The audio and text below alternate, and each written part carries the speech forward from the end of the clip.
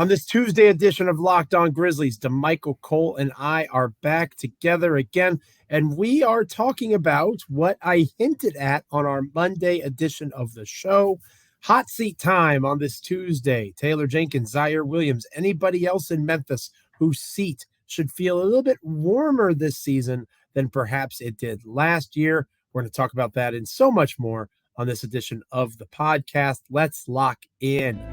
You are Locked On Grizzlies, your daily Memphis Grizzlies podcast, part of the Locked On Podcast Network, your team every day.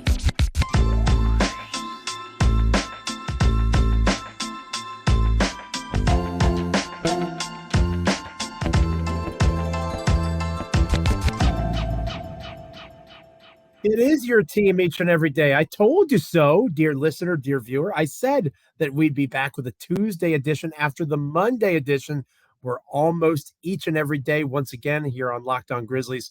And you know what that means? The NBA season must be right around the corner. And another thing that you know what that means, hopefully more opportunity for Damichael, Cole, and I to enjoy each other's company on the wonderful Locked On Podcast Network. Damichael, Cole, of course, the commercial appeal there in Memphis, Tennessee. How are you doing, buddy? Man, I'm doing great, Joe. It's good to be back with you, and like you said, we're ramping up. We're getting to that point of the year. Only a couple more weeks until we're constantly back around the Grizzlies, and a lot of things will be going on. So we'll have a bunch of great things to talk about. But you know what? There's a bunch of great things we can talk about today, too. Yeah, training camp opens here in a couple of weeks. Exciting times. Obviously, the team will be without Morant, which I mentioned a little bit on yesterday's episode of the show. But as I talked about on because I was solo, Monday edition of the podcast, I came up with, pat myself on the back like I do every once in a while, a topic that I thought would be good enough that I wanted to preview it yesterday and really kind of dive into it with you today because I knew we'd be back together again for the Tuesday edition of the show. The idea of a hot seat, right? Somebody who should be feeling pressure to have better performance than perhaps they did previously. And I came up with two names in particular. And the one that we're going to lead off with today is one that you and I were both kind of head over heels for last season. Somebody who we both envisioned as the sixth man type of scorer, lead reserve that was going to help the Grizzlies really kind of cultivate their depth, be the catalyst for a wonderful run for Memphis in the postseason. Maybe we put a little too much on a sophomore in the NBA's shoulders, but Ziaire Williams, obviously coming up on contract extension time, what Memphis is going to do with this guy. Is he worth the investment that is going to have to come at some point? Is he worth the cap space, flirting closer and getting nudgier and nudgier to the luxury tax?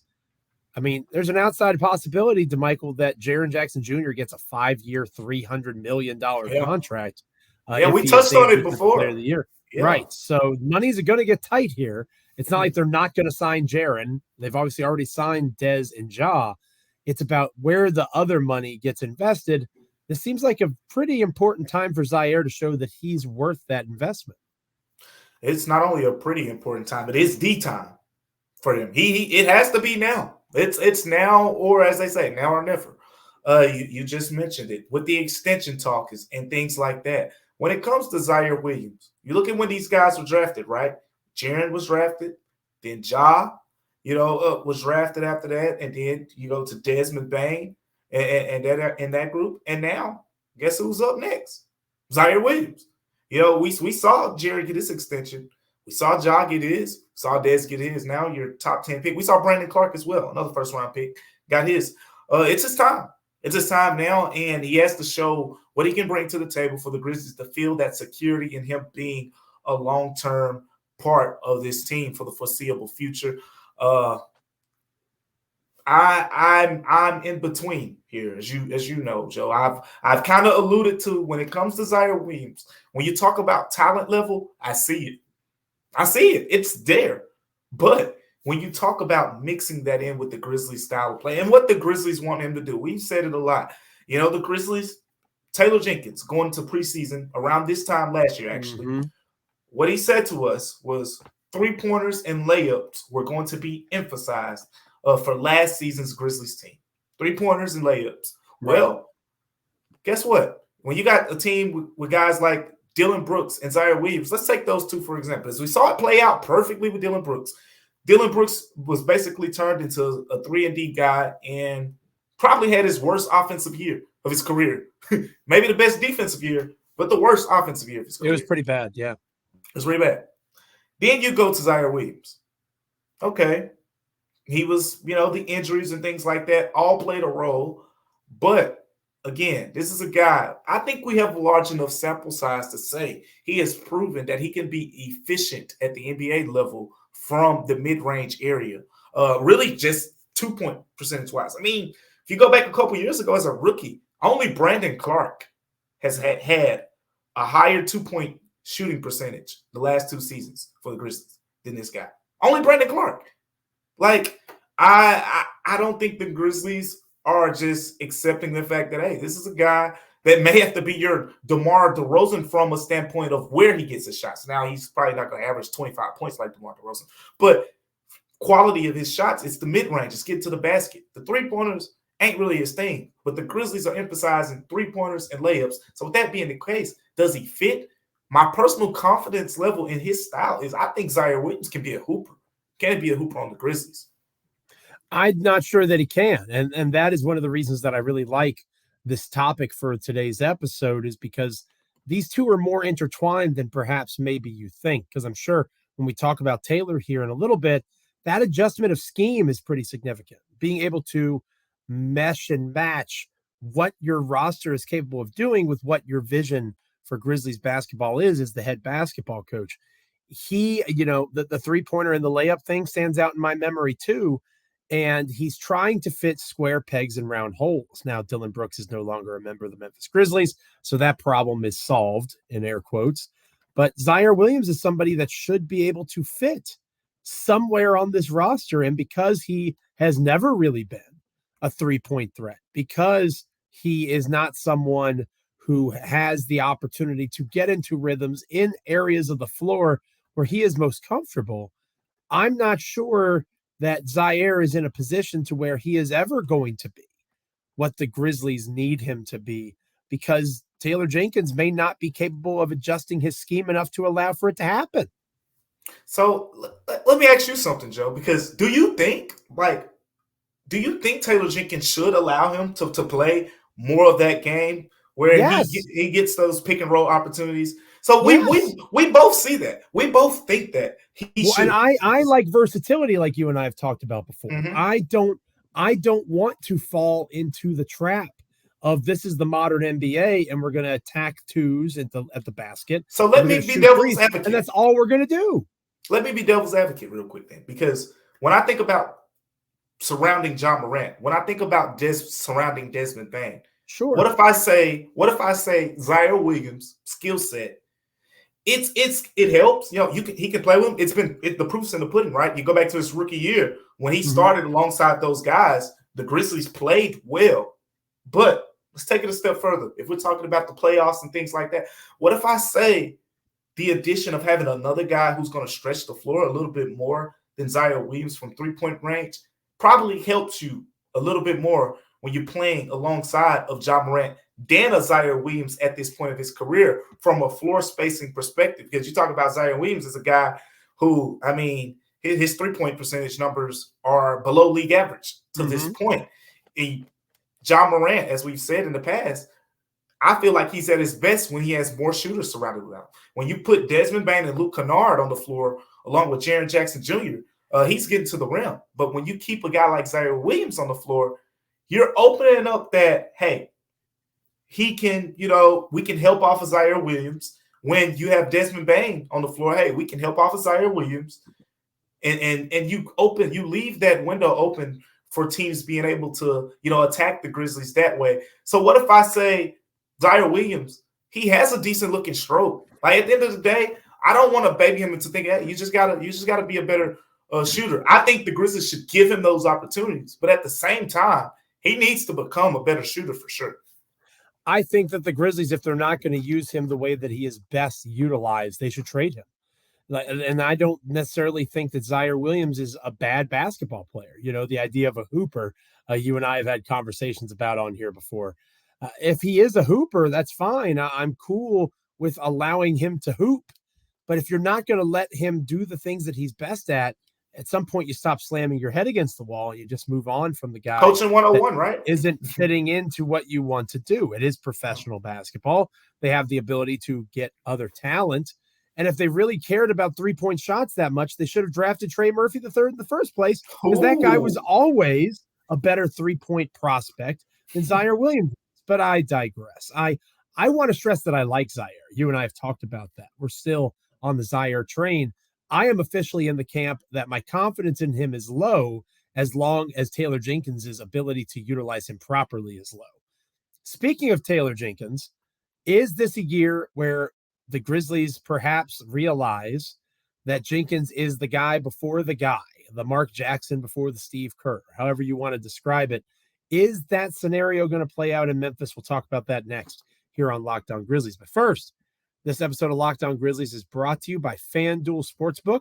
Snap into action this NFL season with FanDuel, America's #1 sportsbook. Right now, new customers get $200 in bonus bets guaranteed when you place a $5 bet. That's $200 in bonus bets, win or lose.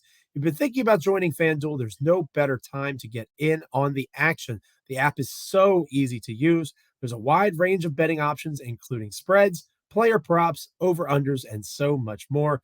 So what are you waiting for? Visit FanDuel.com/LockedOn and kick off the NFL season. FanDuel, an official partner of the NFL. Taylor Jenkins, how hot is his seat? We'll talk about that next here on Locked On Grizzlies.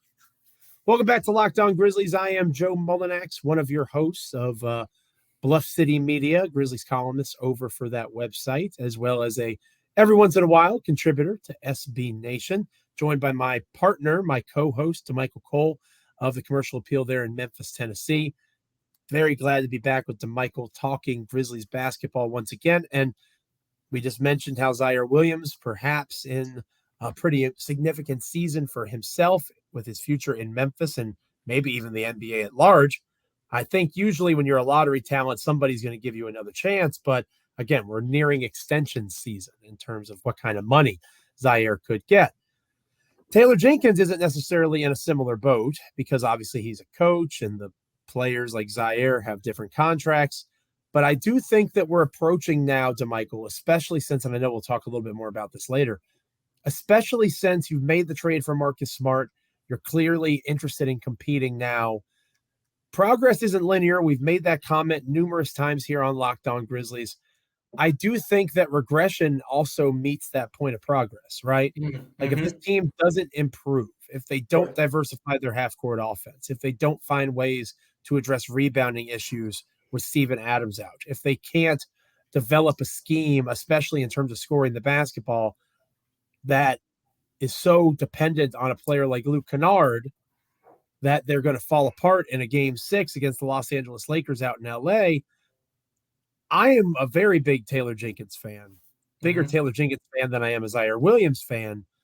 But is this a year, even with all the turmoil that the team is still facing, that if the Grizzlies were to regress again, is Taylor Jenkins' job in jeopardy, do you think?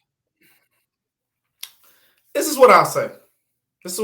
And I think with Taylor Jenkins, it's not a linear answer to this question because for last season, for example, we both can point to the raw result of the fact that the Grizzlies lost in the first round a year after they advanced to the second round, despite having the same seed, the number 2 seed.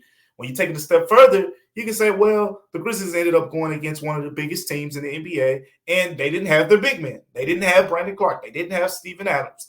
And that was a problem. It showed up throughout that series. You can also say, well, the Grizzlies found something in Game 5 with Luke Kennard, and then he got hurt and didn't play in Game 6. So there are so many ways you can attack that. But here's what I want to see. And I haven't said this in any of the previous episodes where we talked about Taylor Jenkins and what he could bring.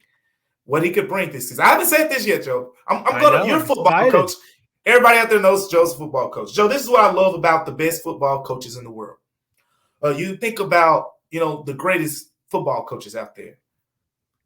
Football, more injuries happen in football. When your number one receiver isn't playing, now you can't throw that guy the ball 15 times a game. Mm-hmm. Now you have to revitalize your entire game plan. And guess what? People are going to expect the offense to still put up numbers. So Kyle Shanahan, when he doesn't have Kittle or when he doesn't have Deebo Samuel, he just says now you go to the next option, build the offense around that player or the next skill set. Or when Matt LaFleur, my guy, I love Matt LaFleur, Green Bay Packers. When he didn't have Devontae Adams, which again, remember the Packers at one point were undefeated, 7-0, 8-0, something like that, in games Devontae Adams didn't play. Basically, the point here is I want to see Taylor Jenkins this season show, when each of these guys, as you just mentioned it, you touched on something really important. When Steven Adams is out the game, the Grizzlies, you want to see the Grizzlies still be a great rebounding team. I don't really wholeheartedly agree with that, but I want to see the Grizzlies revamp their playing style. When Steven Adams went out, they tried to be the same exact team as Steven Adams in the game. Mm-hmm. That is not indicative of good coaching to me. That's where we can see him rise.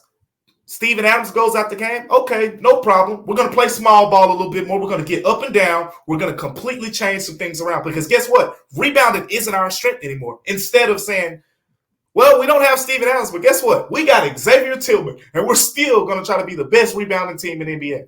It doesn't work like that. Steven Adams is one of one. He's the Grizzlies' all-time offensive rebounding leader in a single season for a reason. You can't just next man up it. When Morant goes out of the game, your paint scoring is going to lose a touch.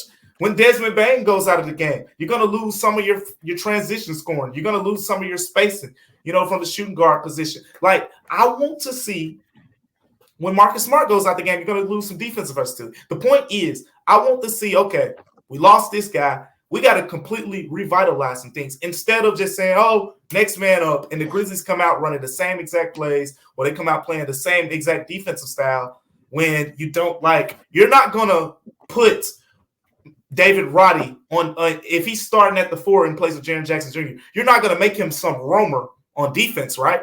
So I want to see, that basically. If Taylor Jenkins can show me, when Ja isn't playing, we can adjust and play like this. When this guy's out, when Steven Adams is out, we're not going to be the best rebounding team. We're probably not even going to be a top 10 rebounding team. But guess what? We can make up for it in other areas where now we get stronger in Steven Adams' weaknesses.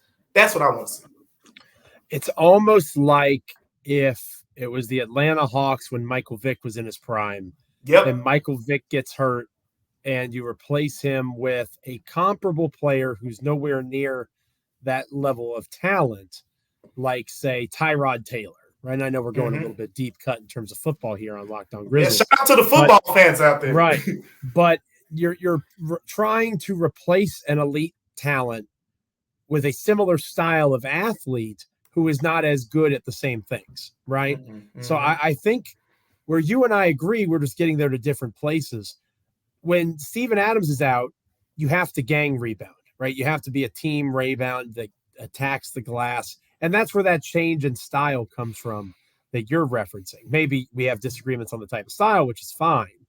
I'm saying that I agree with you. It can't just be more of the same when Steven Adams is gone. It can't be more of the same with Morant out. You can't have Marcus Smart as your starter and expect him to do the things that Morant does. You want to talk about one of one.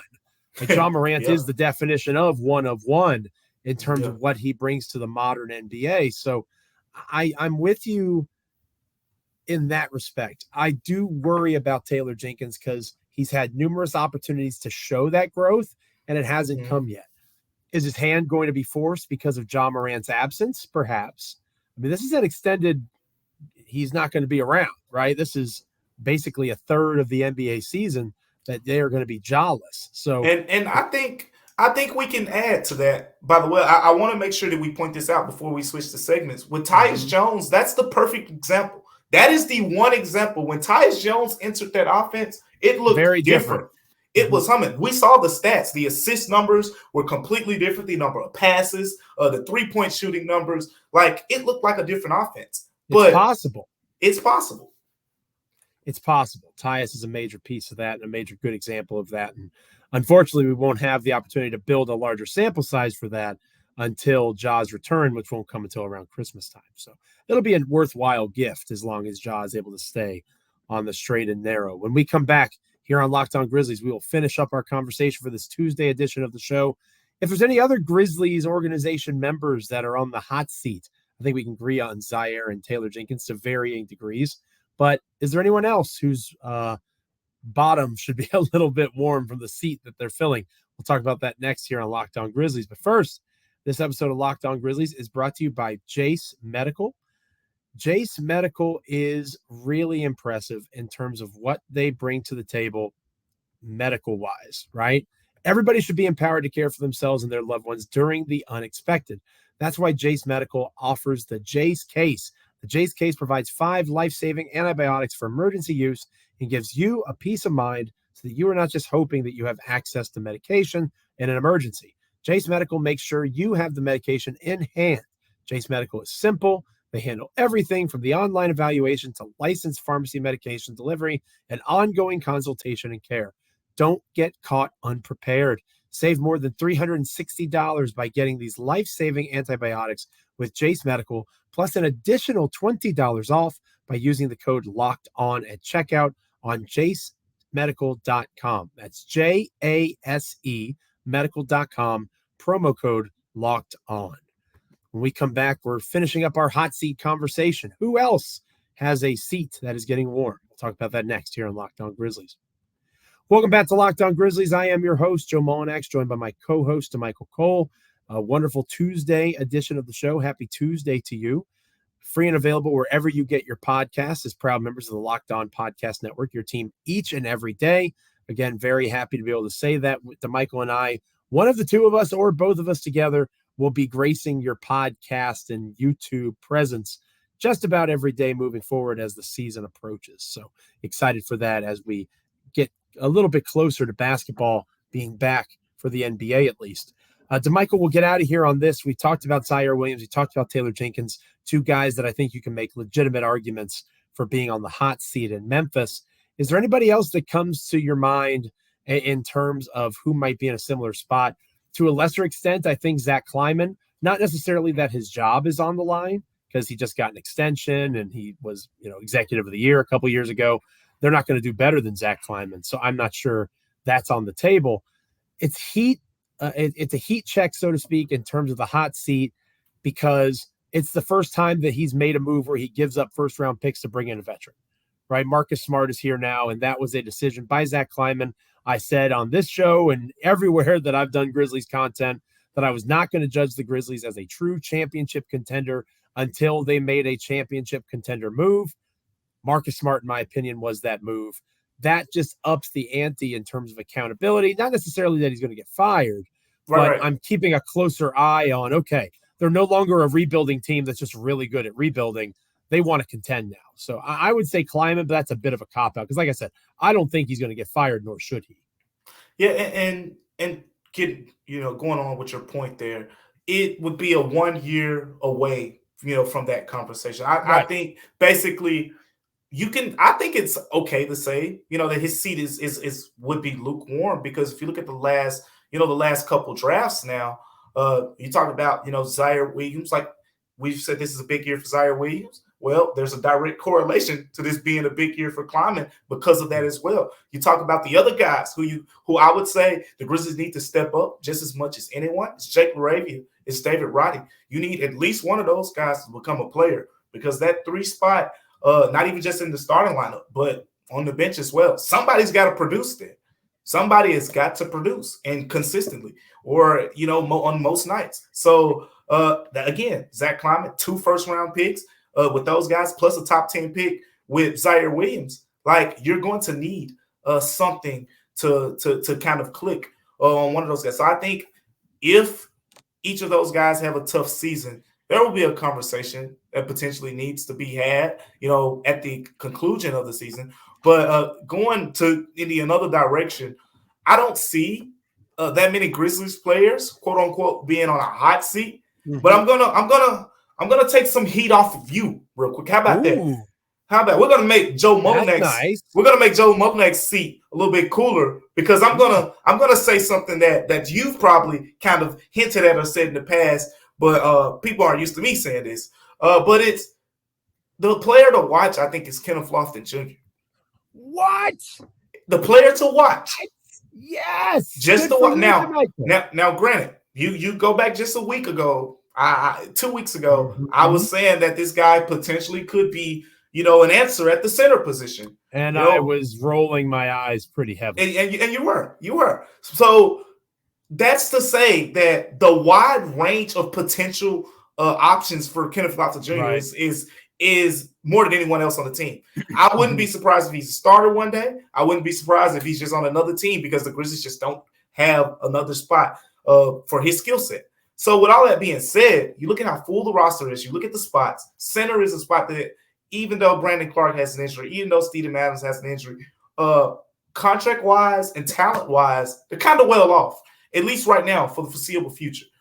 I think that's the guy that has to do something, and he has to give himself the opportunity. There's no way that Kenneth Lofton Jr. should be just riding the pine this year, giving guys high fives. Because if that's the case, then you have to wonder, is he valuable to this team? Because the Grizzlies are going to be really good this year. I think so, at least. So if the Grizzlies are really good and he's riding the pine, is there, they're going to have to open up roster spots somewhere. Like, look at the roster. Most of these guys are under contract for the foreseeable future. Somebody's roster spot's going to have to go. And when you talk about hot seat, I think from the Grizzlies team perspective, it's who's going to be that guy. If Ziaire Williams doesn't have a good year, that could be him. But the guy that I would think of next is right along the lines. I know some people want to say John Conchar, but again, when I say these takes, I think in the mind of Taylor Jenkins. I think about the conversations we've had with Taylor Jenkins. Taylor Jenkins likes the role that John Conchar plays with that team. We haven't seen him like the role that Kenneth Lofton Jr. has played because Kenneth Lofton Jr. hasn't had that chance yet. That's very true. It's Conchar has reached Grayson Allen status in the eyes of. I love when you give that comparison. Well, it's true on a variety of levels, obviously, but it's especially true just in terms of the security blanket aspect, right? Yeah, it's perfect. It's perfect experience. I just wish he would stop playing Conchar.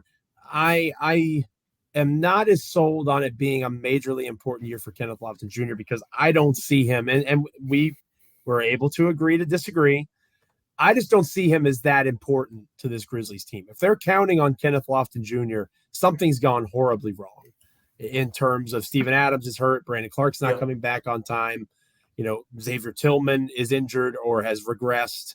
There's multiple things and multiple guys that would have gone backwards throughout the entire scope of the season for that to play out. But it's possible. And I do think that, to your point, and it kind of brings us back around to the Zach Kleiman concept, they waived a guard that they took in the second round, gave near historic money in a second round pick, I believe Kennedy Chandler, right? And they waived this guy to bring in a big to play in the playoffs because they were so thin in the front court.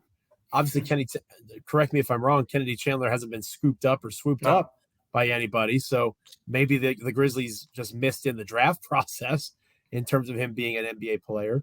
But at the same time, there is a grander public pressure than I think anybody expected for that guy to play and play well. And if he does or doesn't, it will be connected to Kleiman in a pretty hilarious way, at least hilarious, in my opinion. Thank you all so much for checking us out and being with us on this Tuesday edition of Locked On Grizzlies. Again, free and available wherever you get your podcasts as proud members of the Locked On Podcast Network, your team each and every day. You can also check us out on YouTube, like, comment, rate, review, subscribe, all those fun things.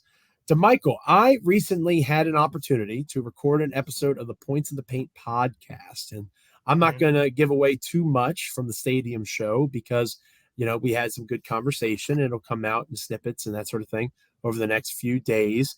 But they asked me a question that I thought would be a pretty solid topic for an episode of Locked On Grizzlies that maybe we can address on our Wednesday episode. How do you feel about looking at the way that this team could have success, have failure, maybe some hot takes. We can just kind of have an overall hot take palooza in terms of, maybe positive ways that things could go really well, negative ways that things could go really poorly, maybe individual players. I hesitate to say let's just get crazy with it, because I feel like my normal takes are hot takes and I don't want to, scorch earth our podcast, but maybe we liven things up a little bit in terms of going above and beyond in terms of the take the next time we're together. I like it, and it's going to be fun for the viewers, because if you listen to Joe Mullinax talk, Joe Mullinax going to another level is borderline volcano eruption. Like it's going to get hotter than hot. But I think it's about that time. We're about 2 weeks out. 2 weeks as the season gets here, so it's about that time to really dive into how things could go this season with this team. I think it's a good time to have some spice on this podcast, and I'm looking forward to doing just that with my wonderful partner, Damichael Cole, on our next edition of the show. So again, that's Damichael Cole, the commercial appeal there in Memphis, Tennessee. I am Joe Mullinax of Bluff City Media, and of course, we are both of Locked On Grizzlies, and we are so grateful to you, dear listener, dear viewer, for checking in with us wherever you get your podcasts. Until next time, stay locked in. This is Locked On Grizzlies.